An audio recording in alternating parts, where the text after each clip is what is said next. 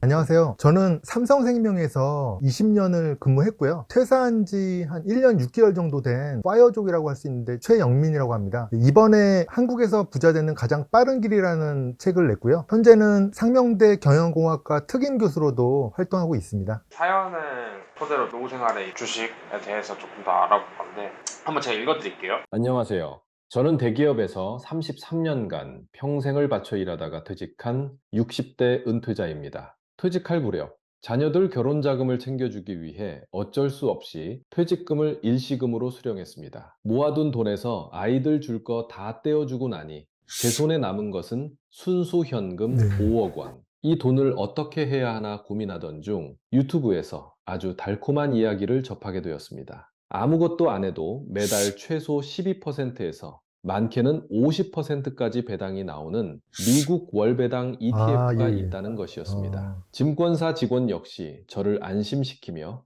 호언장담했습니다. 5억 원을 넣으시면 매달 최소 400만 원에서 많게는 1000만 원까지 따박따박 통장에 꽂힙니다. 저는 그 말만 철석같이 믿고 전액을 투입했습니다. 하지만 그때는 몰랐습니다. 금융사들은 제 수익률 따위엔 그렇죠. 관심이 없고 오직 자신들의 실적 채우기에만 급급하다는 사실을요. 미국 시장이 흔들리면서 제 원금은 순식간에 2억 2천만 원으로 반토이 났습니다. 매달 통장에 들어왔던 배당금 때문에 자녀들의 피부양자 자격에서 칼같이 잘렸습니다. 또 국가에서는 제가 돈을 많이 번 줄 알고 세금을 무자비하게 뜯어갔습니다. 뒤늦게 정신을 차린 저는 지금 아파트 단지에서 야간 순찰 아이고. 알바를 하며 한 달에 120만 원을 추가로 벌고 있습니다. 이제는 정말 어떻게 해야 할지 눈앞이 캄캄합니다. 제게 남아있는 돈은 이제 이게 전부인데 이 원금마저 매달 점점 더 줄어들어 완전히 소멸해버릴까봐 내일 밤잠을 설치고 예. 있습니다. 대기업에 다니던 제가 한 치 앞도 모르는 바보가 되었습니다. 제 무너진 삶과 이 억울함을 세상에 알리고 싶어 이렇게 사연을 보냅니다. 아이고, 진짜 안타까운 사연입니다. 예. 이 노후의 투자를 뭔가 시작하면 가장 무서운 게 이런 원금이 좀 사라지는 일인 것 같은데 현재 가장 문제는 뭐라고 생각하세요? 진짜 되게 안타까운 사연이고, 설마 이런 일이 일어날까 하시는데, 의외로 주변에 많이 일어나는 것 같아요. 저도 뭐 주변에서 그런 얘기 많이 듣고, 제가 뭐 이렇게 좀 한번 분석해 보면, 세 가지로 좀 나눠볼 수 있는데요. 첫째는 본인의 주관이나 투자 원칙 없이 남의 말 듣고 투자하는 거죠. 제일 안 좋은 게 투자에 있어서 남의 말 믿는 거죠. 요즘도 뭐 반도체 경기가 워낙 좋다 보니까 뭐 한국 반도체 기업에 투자 무조건 해야 된다. 옆집 아줌마가 돈을 많이 벌었다더라. 아니면 뭐 누가 좋다더라. 공부하는 거나 자기 주관 없이 무조건 남의 말 믿고 따라하는 거죠. 남의 말 믿고 따라하는 게 제일 좋지 않은 투자 자세인데요. 최근에 또 주식시장이 워낙 가열되다 보니까 증권사나 은행의 추천만 믿고 투자를 전적으로 맡기는 분도 꽤 많으시더라고요. 특히 뭐 이제 나이가 좀 드신 분들이 ETF가 뭔지 모르고 그냥 맡기다든지. 그래서 저도 투자 경험상 저도 이제 금융권에 있긴 했지만 금융사는 뭐 은행이든 증권사든 보험사든 카드사든 여러분의 수익률, 돈을 얼마나 많이 벌게 해준다든지 뭐 이런 거에 전혀 솔직히 관심이 없습니다. 그 직원들은.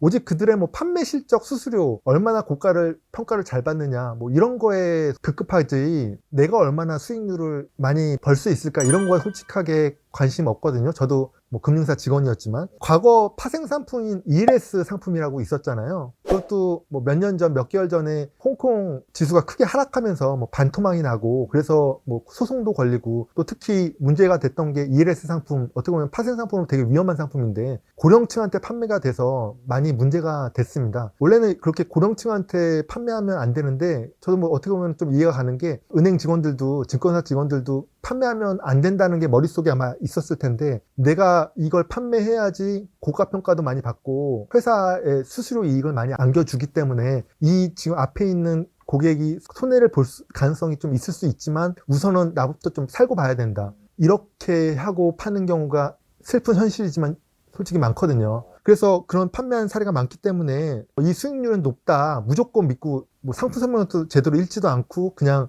이 직원이 좀 친절하고 많은 정보를 줬으니까 이 직원만 믿으면 되겠지. 전적으로. 이렇게 생각하고 그냥 믿고 투자했다가 큰 손실을 보는 경우가 많거든요. 뭐 이 직원이 문제라고 꼭 생각하지는 않습니다. 어쨌든 이 직원도 뭐 홍콩 지수나 뭐 주가 지수가 크게 빠질 줄은 몰랐으니까요. 확률상으로 크게 빠질 확률은 없다고 생각하고 뭐 추천을 했겠죠. 그런데 아시다시피 주가는 어떻게 될지 모르거든요. 갑자기 뭐 이란 전쟁이든 전쟁이 날 수도 있고, 신도 모르고 아인슈타인이나 뉴턴도 주식에 투자했다가 실패했다고 다 그러거든요.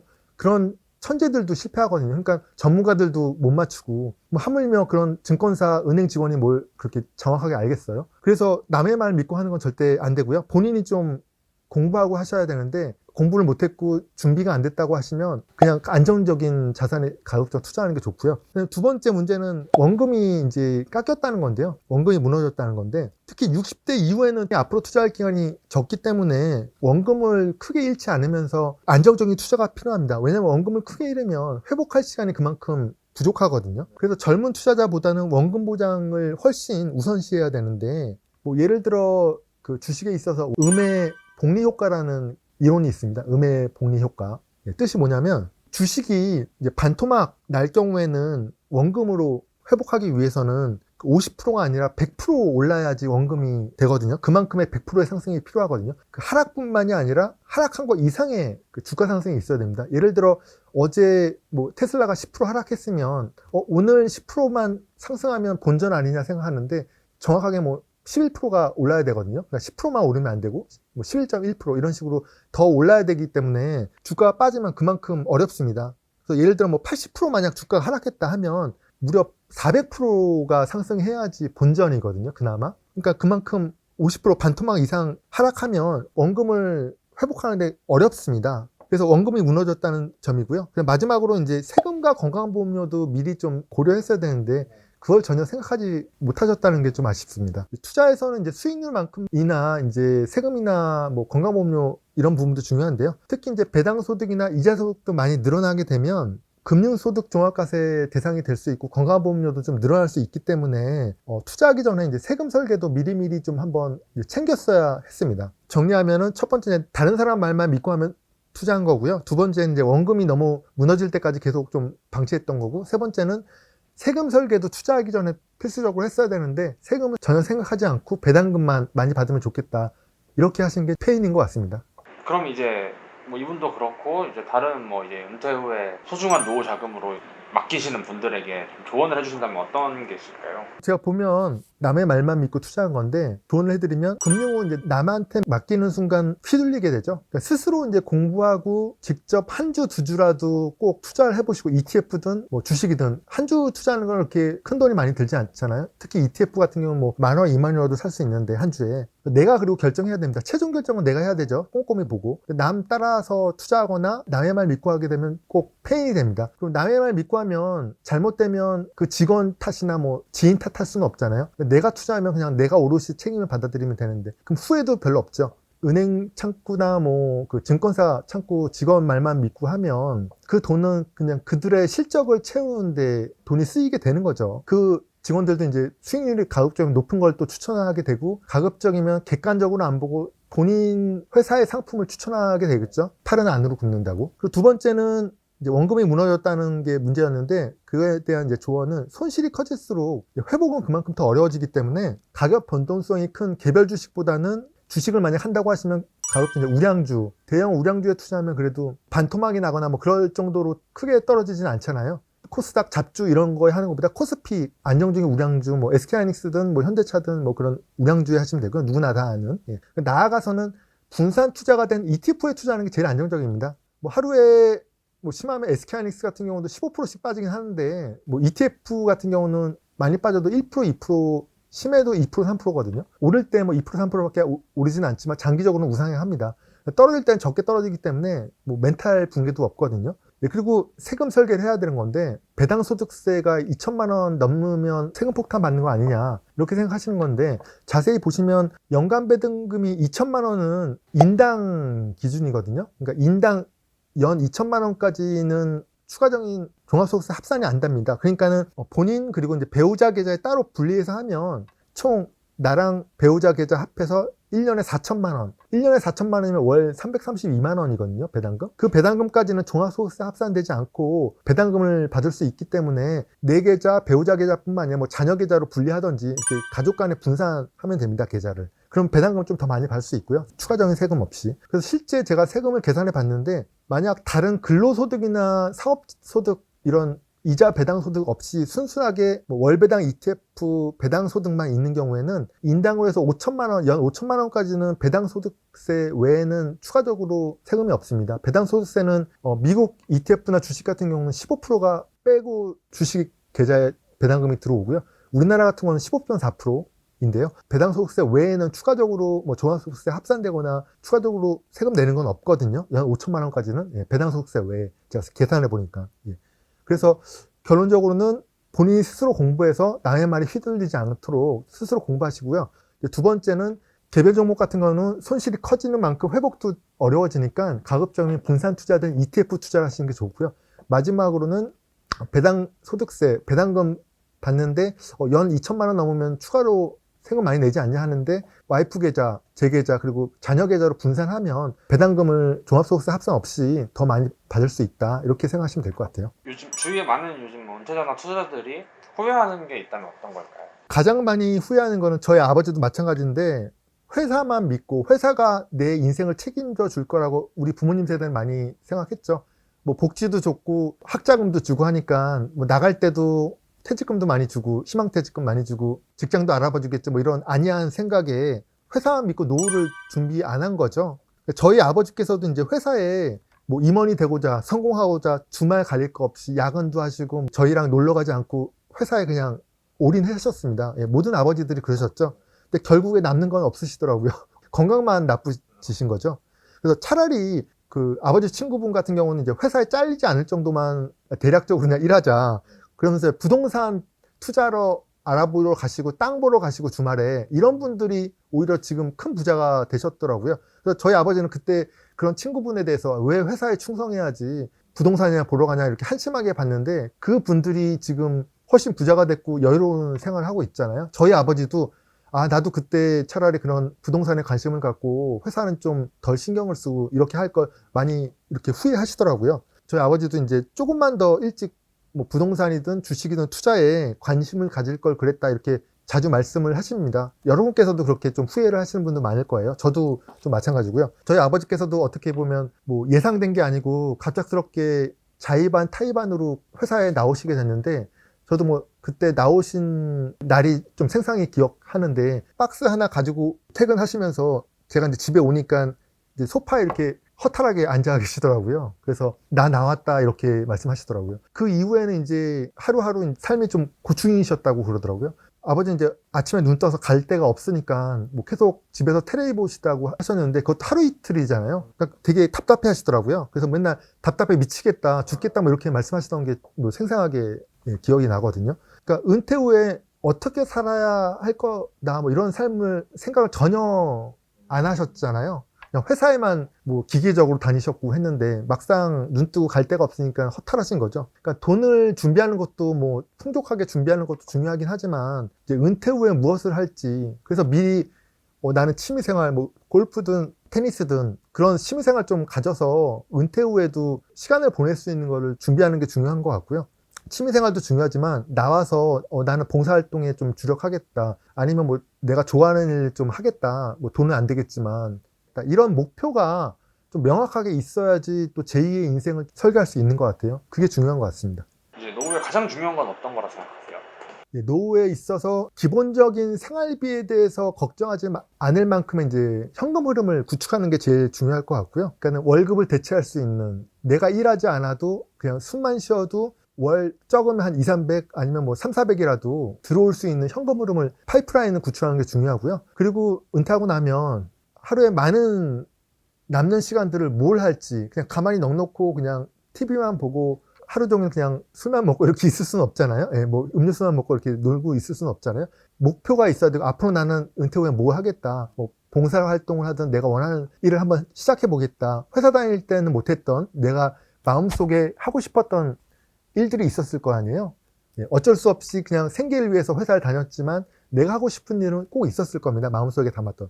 그런 걸 할 목표, 그리고 취미생활, 뭐 운동을 또 해야 되잖아요. 안 그러면 몸이 또 굳으니까 테니스든 골프든 아니면은 뭐 등산이든 그런 취미 활동을 꼭 하나 만들어 두시고요. 그리고 또 아내가 나랑 같이 안 놀아주고 친구가 바빠서 안 놀아주더라도 나 혼자 놀 수 있는 그런 그 여유로운 시간, 뭐 카페에 가서 혼자 책을 읽는다든지 그런 혼자 시간을 보낼 수 있는 그런 여유, 그런 내공도 쌓아두시면 좋을 것 같습니다. 욕심을 좀 내려놓는 게 중요한데요. 나는 돈을 계속 끝까지 벌겠다. 그래서 뭐 해외여행도 갈 거다. 뭐 이렇게 욕심이 너무 높은 만큼 실망도 좀 클 수 있고 욕심이 높은 만큼 스트레스 많이 받거든요.